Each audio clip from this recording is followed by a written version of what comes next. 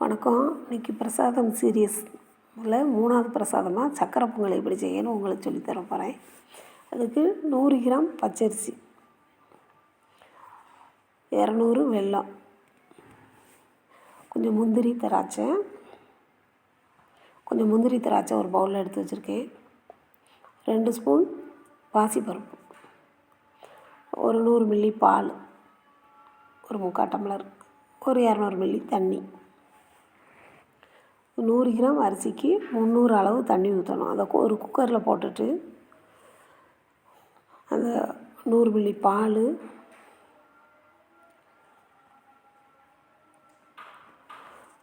ஒரு 200 மில்லி தண்ணி, 100 கிராம் பால், 200 மில்லி தண்ணி, அந்த 100 பச்சரிசி, ஒரு 2 ஸ்பூன் பாசிப்பருப்பு எல்லாத்தையும் குக்கரில் போட்டு ஒரு 4-5 விசில் வர மாதிரி வேக விடுங்க.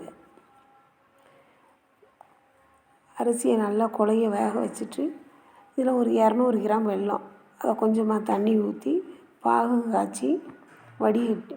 காய்ச்சுங்க. அதுக்குள்ளே அதில் குக்கரில் விசில் வேக வச்சு அரிசியை நல்லா மசித்து வச்சுட்டு அந்த சக்கரை பாகு வெல்லத்தை அந்த வேக வச்ச அரிசி இருத்து ஊற்றுங்க.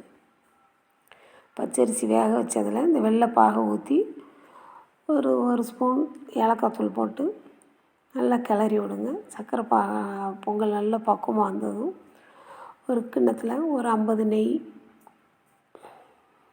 ஒரு 4 ஸ்பூனு 50 நெய் ஊற்றி இந்த முந்திரி திராட்சை எல்லாத்தையும் நல்லா செவக்க வறுத்து சக்கரை பொங்கலில் போட்டுருங்க.